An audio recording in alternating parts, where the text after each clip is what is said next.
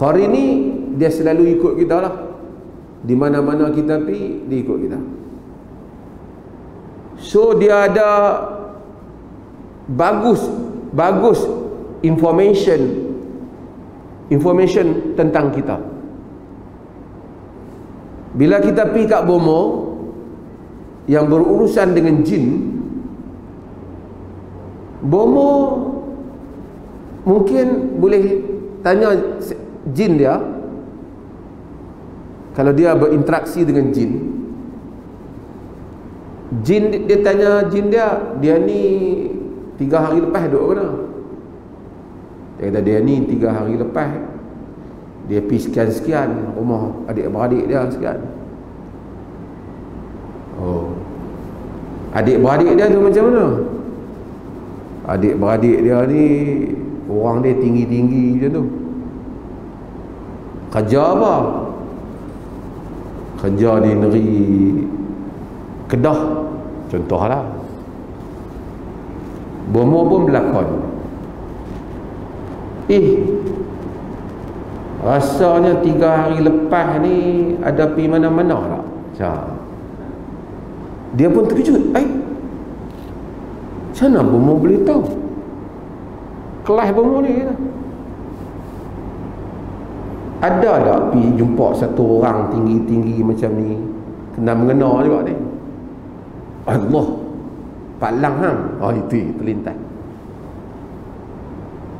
Dia ni duk kerja belah seberang kan, Kedah kan. Oh betul. Pandai tu Bomo.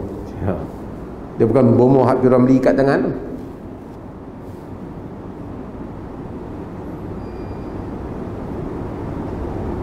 Dia ni ada masalah ni. Sah dah aku dah ingat selama ni memang palang hang buat, memang dia buat tu. Gaduh. Kita kata Bomo fitnah, dia nak fitnah macam mana? Dia tahu maklumat dia bagi betul. Bomo ambil mana maklumat tu? Bomo ambil kat Qarin tu.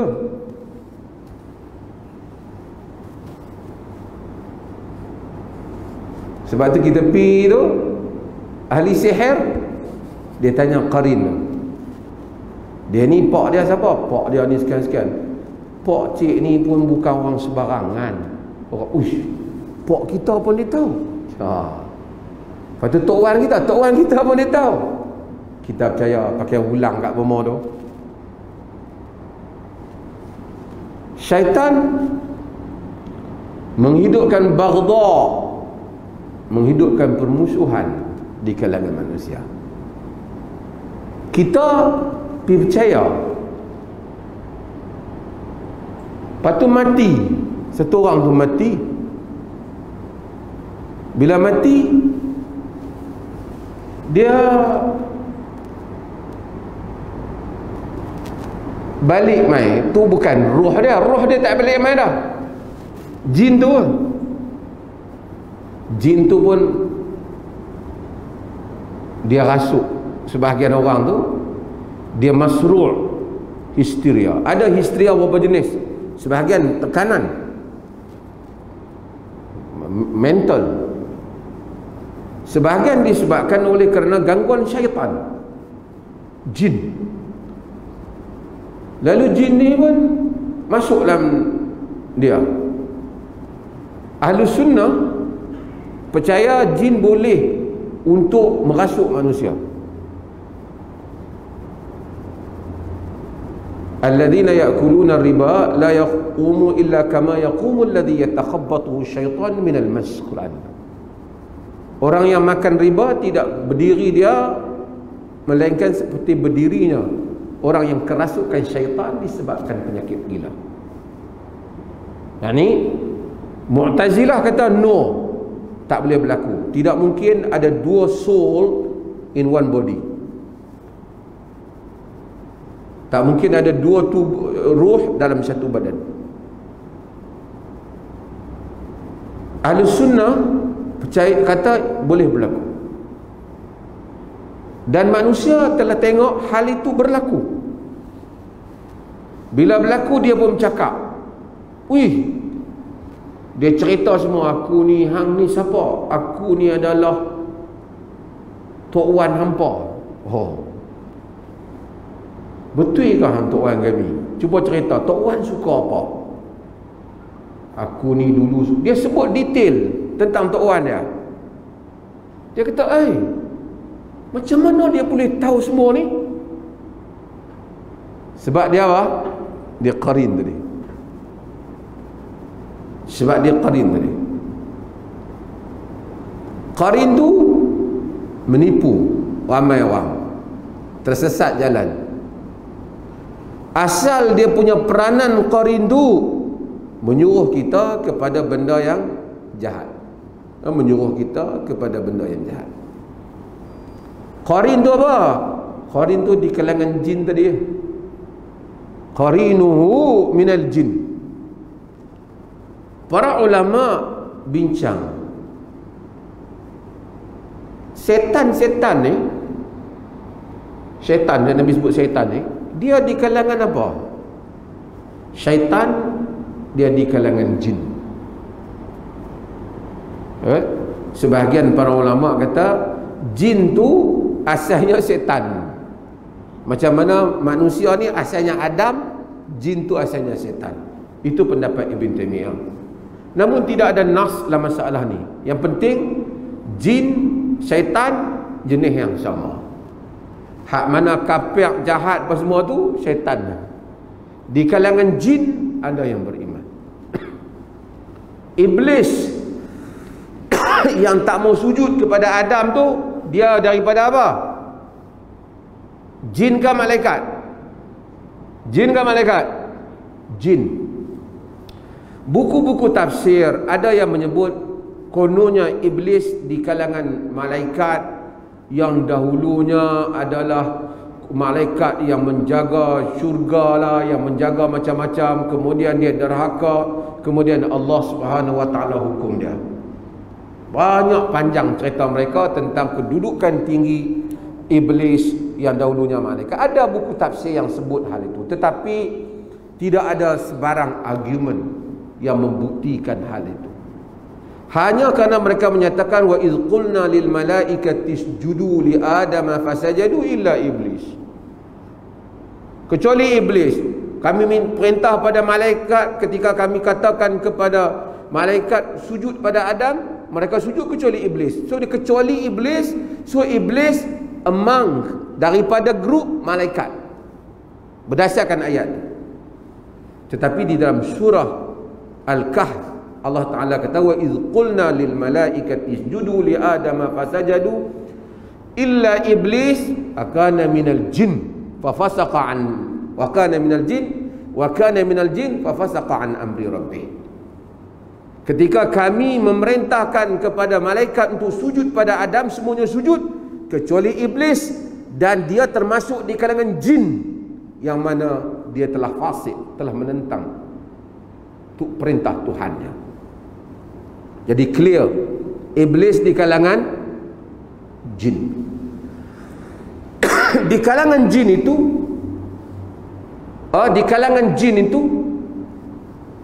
yang kafir iblis tentu dah cop pada dia, ifrit cop. Tapi jin, di kalangan jin ada ya juga yang beriman. Ada yang beriman. Sebab tu Allah kata wa ma khalaqtul jinna wal ins illa liya'budun. Aku tidak ciptakan jin dan manusia melainkan untuk mereka menyembah aku. Maksudnya jin diciptakan untuk menyembah Allah Subhanahu wa taala. Para ulama, dan jin ni beranak pinak, berketurunan ramai, dan duduk pada alam dia. Banyak benda saya sebut pada tuan-tuan, banyak hal yang dahulunya orang tak tahu, sekarang orang tahu kerana kemajuan teknologi dan pengetahuan. Dulunya mungkin pelik. Handphone ni, saya call, tak saya ada satu orang terkenal call, saya tak boleh angkat. Call kawan ni mungkin duduk di US, duduk di Brazil ke, duduk di Mekah ke, duduk di Jordan ke, saya call, dia angkat, dia boleh sembang. Saya boleh buat lagi video call, saya nampak dia, dia nampak saya. Kalau ahli sihir Firaun hidup masa ni, dia pun pitam tengok, dia pun tak boleh buat. Tapi ini bukan sihir. Ini apa yang ada dalam alam ni. Gelombang yang sebelum ni manusia tak nampak, ia wujud. Tapi manusia tak boleh nak gunakan, utilizekan, tak boleh nak guna dia. Tapi sekarang bila manusia tahu tentang semua benda ni, dulu hebat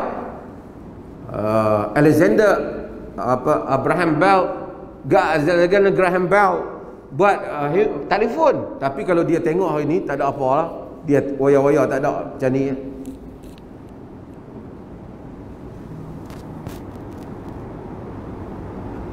Ahli sihir Firaun tak boleh buat. Sebab apa? Sebab ini alam ni terlalu banyak secret dia. Tuhan cipta.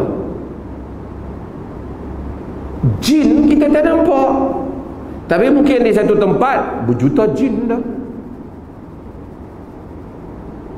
Tapi dia wujud. Golongan-golongan ateis yang dahulu kononnya tak mau mempercayai hal-hal yang metafizik, hanya nak mempercayai yang dapat dilihat sahaja. Betapa banyak benda yang tak dapat dilihat, diproven secara saintifik pun.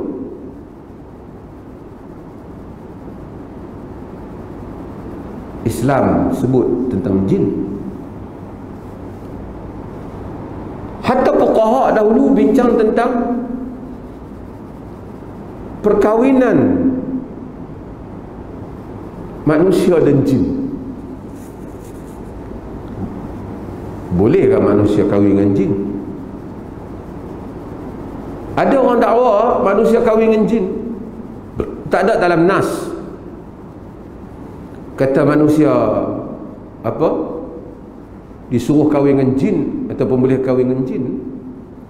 Tapi sejak zaman dahulu manusia mendakwa mereka, ada orang dakwa dia kahwin dengan jin. Imam Malik kata, aku tak nampak apa-apa nas dalam melarang hal itu.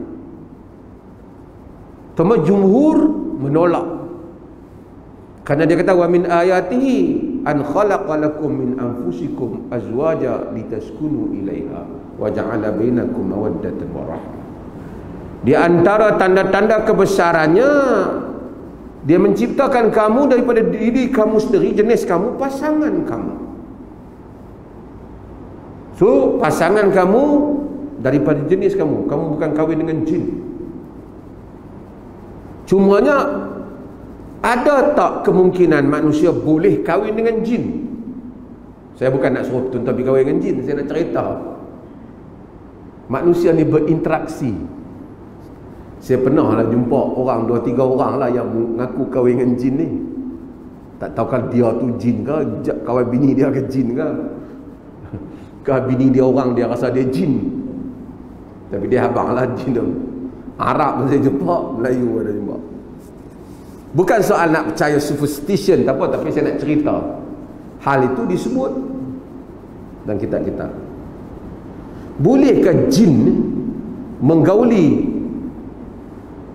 manusia?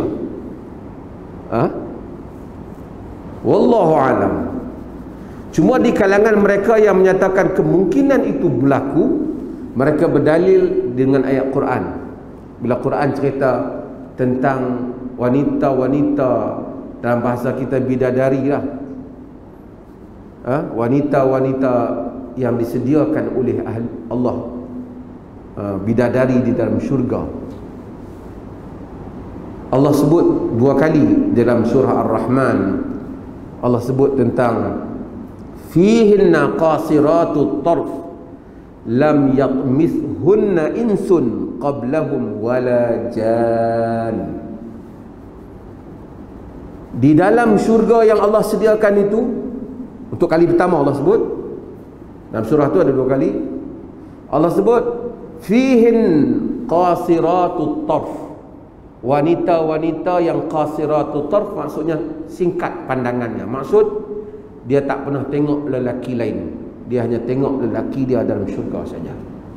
Kerana lelaki di dalam syurga itu begitu kacak, lawa, handsome, dan dia diciptakan tak ada pernah dia duk pergi tengok laki ni sehingga terpaut mata dia dengan laki A, B, dan kemudian baru tengok suami dia seperti wanita di dunia.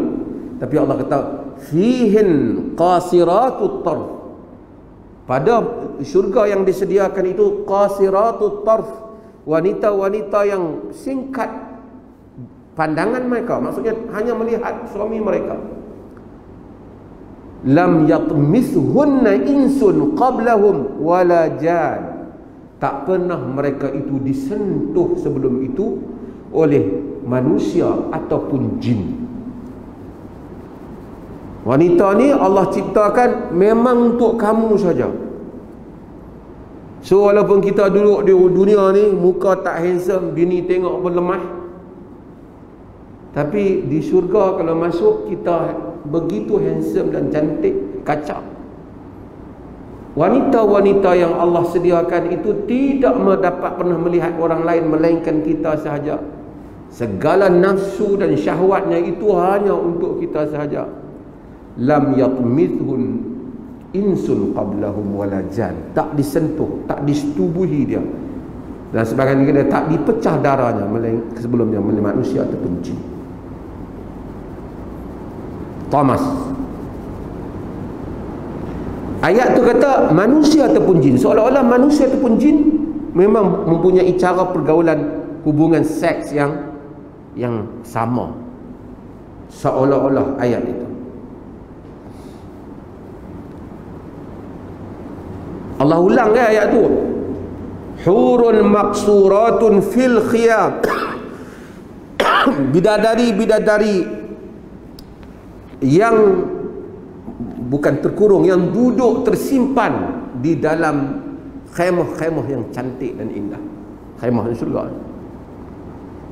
Fa bi ayyi ala'i rabbikuma tukadziban, nikmat Tuhan kamu berdua, yakni kamu jin dan manusia, nikmat apakah wahai jin dan manusia yang kamu nak dustakan? Lam yatmithunna insun qablahum wala jan. Sekali lagi Allah sebut, bidadari-bidadari itu tidak disentuh sebelum mereka manusia ataupun jin. Memang Allah sedia, kalau hak mana di dunia ni kahwin mungkin dah dengan janda, dia kata aku ni dunia dapat habuan janda ya. Mungkin kahwin pun bekas orang punya. Allah kata lam yatmithunna insun qablahum wala jan. Masuk syurga aku bagi yang tak pernah tengok orang lain, tengok hampa saja, tak pernah disentuh oleh manusia ataupun jin. Janji Tuhan hebatnya. Tuan baca surah Ar-Rahman. Tak apa, saya bukan nak cerita apa. Ayat ini dijadikan dalil oleh setengah pihak untuk menunjukkan bahawasanya oleh sebahagian para ulama untuk menunjukkan kemungkinan boleh berlaku hubungan manusia dan jin. Dan cuma saya nak sebut, syaitan ini dia menipu. Pada setiap zaman ada cara penipuannya. Seketika dunia Islam, kita baca buku banyak cerita tentang tahdirul arwah. Tahdirul arwah, di mana depa panggil spirit-spirit come into coin, spirit-spirit datang ke dalam duit lah apa ni. Sebahagian tu bomo ni guna nama agama, panggil orang boleh bercakap. Cakap ni dia habaqlah dia ni Syekh mana, Abdul Qadir Jilani ke, Wali Songo ke, pakat percayalah ke orang hak keliling ni, kemudian dia pun berubat. Tahdirul arwah ni Khida', penipuan jin. Tak ada wali-wali tu nak masuk badan. Kebelakangan ni syaitan mari dengan benda hak sama juga. Tapi teknik dia lain sikit. Teknik mimpi.